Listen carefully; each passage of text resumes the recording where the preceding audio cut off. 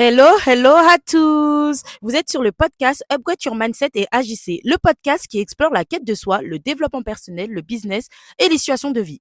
L'objectif ici, vous aider à découvrir qui vous êtes vraiment, à connaître votre potentiel, à incarner pleinement votre être intérieur et à vous lancer dans vos projets avec audace.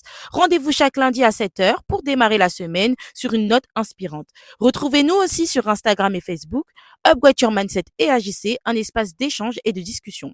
Sur YouTube, suivez-moi, Kumba Upgrade, avec des épisodes chaque dimanche. Si vous avez besoin d'un accompagnement personnalisé sur votre stratégie marketing et opérationnelle, vous pouvez me contacter par email kumbaupgrade@hotmail.com, sur Instagram Kumba Upgrade ou via le Google Form dans la barre de description. Sur ce, passons au vif du sujet. Hello, hello à tous, j'espère que vous allez bien. Aujourd'hui, on se retrouve pour un nouvel épisode de podcast un peu différent. Vous savez, moi, j'aime pas parler de religion, de foi et tout dans mon podcast, ma chaîne YouTube, etc. Mais cette année, j'ai fait un épisode qui parlait de pratiquer le développement personnel et être croyant. La vidéo est disponible sur ma chaîne YouTube.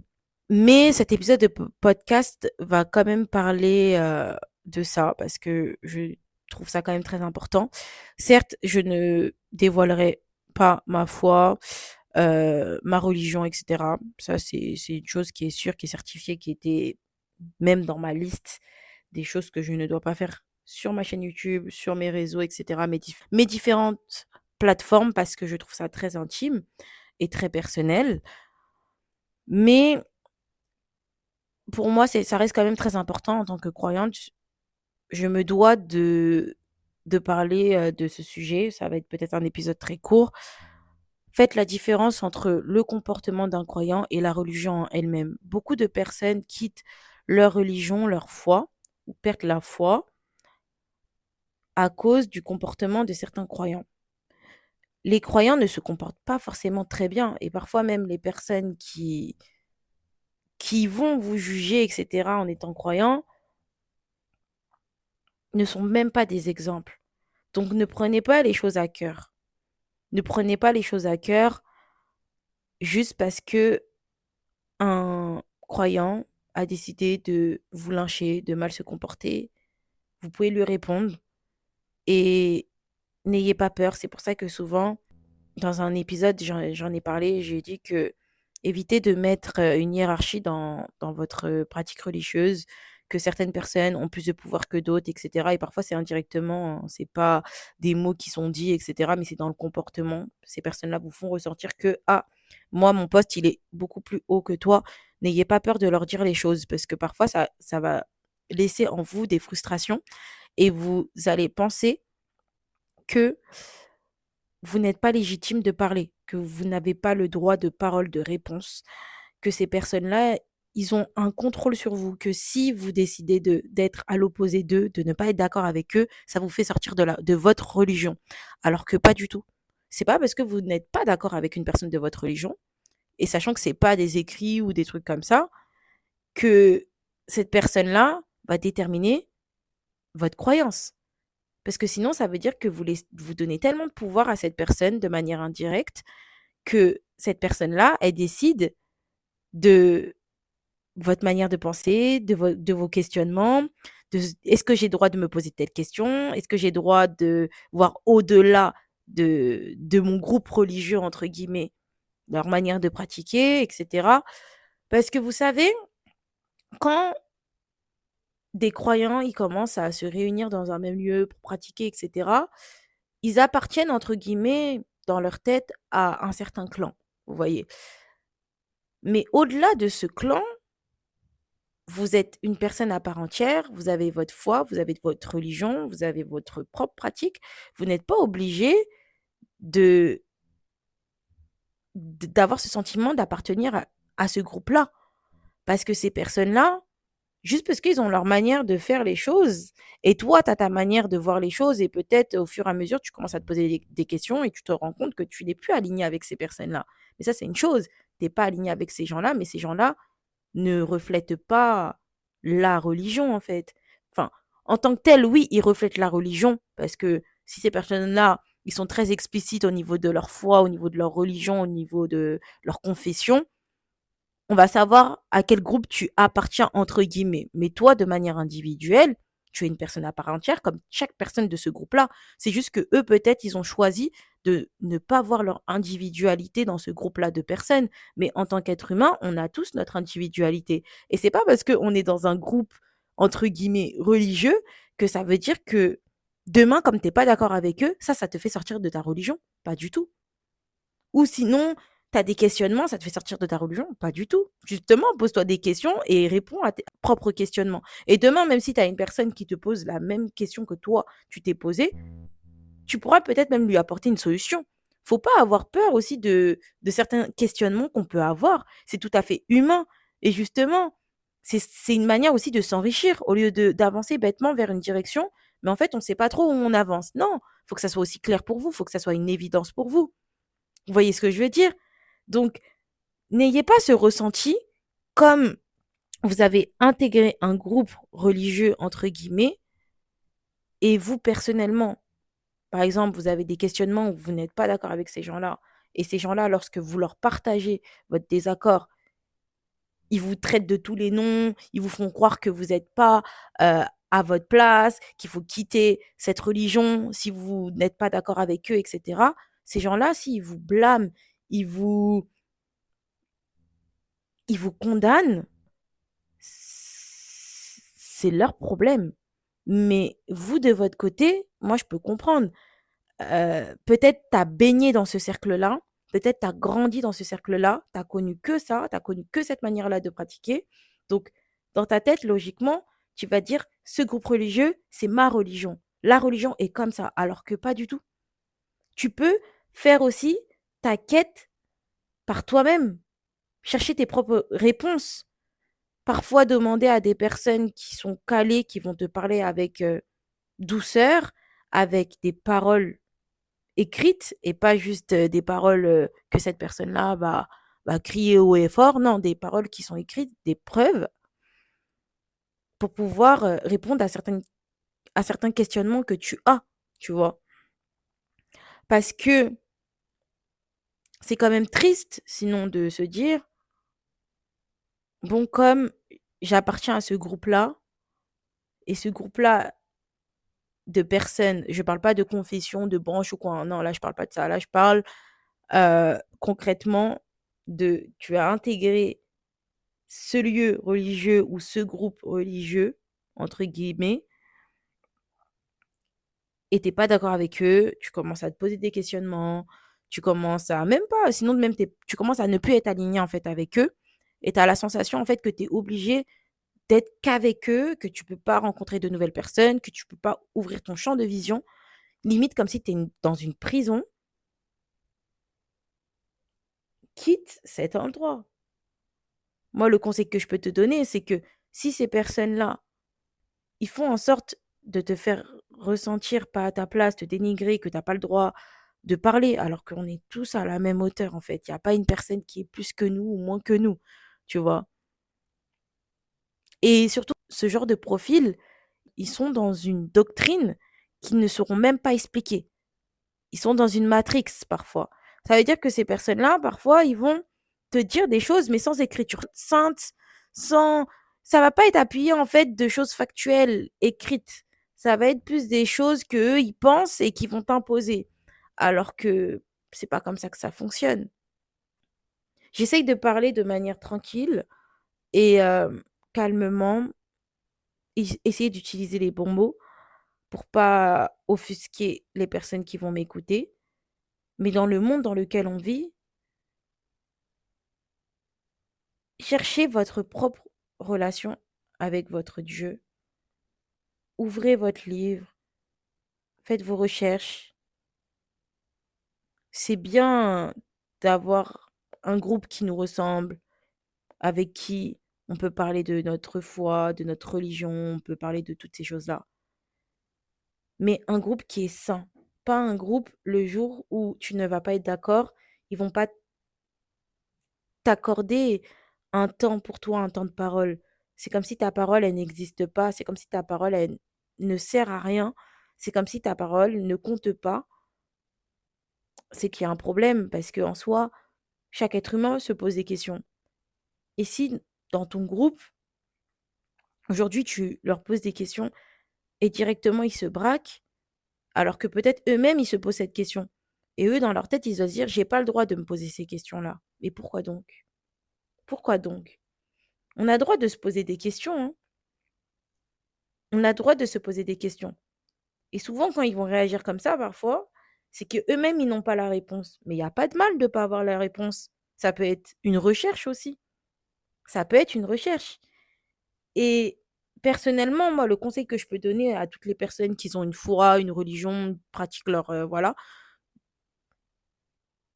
le conseil que je peux vous donner, c'est de vous ouvrir au monde. Vous n'êtes pas obligé d'être enfermé dans quelque chose, dans un lieu avec le même type de personnes. Sachez que s'ouvrir au monde, c'est pas s'écarter de sa religion, hein. S'ouvrir au monde tout en restant aligné et fidèle à soi-même, à ses convictions. Il n'y a rien de mal à ça, bien au contraire. Parfois, vous allez toucher le cœur de certaines personnes juste avec votre comportement, votre ouverture d'esprit, votre manière de penser. Et dans toutes les religions, il y a cet aspect-là de prêcher la parole, etc. Même si dans certaines religions, parfois, bah, ils vont pas forcément privilégier ce genre de prêche. Vous savez que vous pouvez prêcher juste avec votre comportement, avec votre manière de penser, avec des discussions, votre ouverture d'esprit. Parce que si tu n'ouvres pas ton état d'esprit, tu n'ouvres pas ton esprit, tu vas rester et tu vas attirer que des personnes qui te ressemblent. Ça veut dire que ta réflexion, elle va toujours rester la même. Ta réflexion, elle ne va pas évoluer parce que tu es constamment entouré que de personnes qui te ressemblent, qui pensent exactement la même chose que toi et parfois même qui ne t'autorisent pas à toi et eux-mêmes ne s'autorisent pas aussi d'ouvrir leur réflexion et de penser par eux-mêmes. C'est pour ça que moi, le conseil que je vous donne, c'est que oui, peut-être, vous avez votre groupe d'amis, votre groupe religieux, vous avez toutes ces choses-là, vous aimez bien, vous vous sentez bien, etc. Mais ouvrez-vous au monde. Parce que parfois, quand tu sors aussi de cette coquille, tu as envie de tout quitter parce que tu auras la sensation que pendant des années, tu t'es emprisonné dans quelque chose. Mais finalement, c'était juste ton état d'esprit qui était fermé. C'est toi qui as eu une définition de ta propre religion, de tes propres croyances, qui étaient totalement faussées. C'est pour ça que c'est important d'ouvrir son champ de vision et de façonner son propre mindset, son propre état d'esprit. Parce que sinon, tu vas te retrouver peut-être pendant 40 années de ta vie, ou si même ce n'est pas plus, où tu étais enfermé dans quelque chose sans même savoir finalement la raison. Peut-être par peur, par crainte de mal faire. Mais vous savez, dans la vie, on peut se tromper. Ça arrive à tout le monde de se tromper. Et il n'y a rien de mal. Le seul conseil que je peux donner à tout être humain, moi, sur Terre, c'est explorer le monde, explorer votre manière de penser, posez-vous des questions, allez à la quête de vous-même, ouvrez-vous au monde, ne vous enfermez pas, parce que demain, si vous vous retrouvez dans un lieu totalement différent du cercle dans lequel vous êtes enfermé, vous allez vous retrouver complètement perdu. Parce que pendant des années, tu t'es enfermé dans une prison finalement. Tu t'es enfermé dans une prison. Comme j'ai parlé dans mon précédent podcast où je parle de foi, Dieu, il ne vous a sûrement jamais dit ça. Tant que les paroles ne sont pas écrites, arrêtez de vous faire des interprétations qui sont totalement faussées. Dans toutes les religions, il y a une manière d'interpréter. Il y a des choses qui sont données, il y a des éléments qui sont donnés, comment dire, il y a un ordre de choses qu'il faut avoir pour pouvoir interpréter. Mais vous, de votre côté, faut pas qu'il y ait la peur qui vous tétanise. Parce que lorsque tu rentres dans ce genre d'état d'esprit, tu as peur de mal faire. Tu as envie de tout faire de manière parfaite. C'est bien, mais quand c'est la crainte qui règne dans tes faits et gestes, dans ta relation avec Dieu, dans toutes ces choses-là, faut faire gaffe. Faut faire gaffe parce que la peur, c'est quelque chose qui tétanise finalement. C'est quelque chose qui tétanise. On est des êtres humains, c'est normal d'avoir peur de plein de choses. Mais voilà, mais en tout cas, cet épisode de podcast, ce n'est pas pour blâmer quiconque, ce n'est pas pour faire du mal, ce n'est pas pour blesser. C'est avant tout pour partager un état d'esprit, d'ouvrir son esprit, de voir son individualité même dans sa religion, de voir votre importance, que vous avez droit de vous poser des questions, que vous avez droit de ne pas être d'accord, que vous avez droit de communiquer, de parler, vous avez le droit de parole. Et c'est très important parce que sinon, vous devenez muet dans un lieu, vous gobez tout ce qu'on vous dit sans jamais vous-même aller à la recherche de ces informations qu'on vous donne. Ça veut dire que vous ne savez pas si c'est vrai ou si c'est faux, si c'est écrit, si ce sont des choses factuelles, véridiques, ou si c'est juste les propres limites d'une personne qu'elle vous enseigne. Et ça, c'est dans toutes les religions. Je ne cible pas une religion, je vous dis juste que ouvrez votre état d'esprit, cherchez aussi les informations, ne gobez pas bêtement ce qu'on vous dit. Allez chercher les informations par vous-même, c'est très important. Soyez aussi à l'écoute, ne soyez pas forcément ah moi j'écoute plus personne. Non, si une personne elle vous donne un conseil de manière avec le cœur, enfin voilà, elle vous donne vraiment de bon cœur sans vouloir blesser, avec douceur, avec des paroles véridiques, avec des écrits, etc. Ok, une personne qui veut débattre avec vous, entre guillemets, hein, voilà. Enfin, du moins, une personne qui essaye de vous faire comprendre quelque chose avec douceur, avec les écrits, avec les paroles, avec, voilà, de manière correcte, il n'y a pas de souci, vous pouvez l'écouter. En tout cas, moi, c'est le conseil que je vous donne, parce que sinon, après, tu commences à être buté, tu as envie d'écouter plus personne, etc. Non, moi, mon message, c'est pas ça, c'est chaque information qu'on vous donne, allez quand même la vérifier si la personne ne vous a pas donné des écrits, des choses qui sont véridiques, vraiment, qu'il faut que de vous-même, vous faites aussi cette recherche, que vous créez votre propre relation, pas forcément avec ce groupe de personnes, avec ces personnes-là, parce que sinon, vous suivrez juste sans vraiment savoir ce que vous faites. Et je pense qu'il est très important, en tout cas pour moi, hein, quand on est dans une foi, dans une religion, enfin voilà, c'est quand même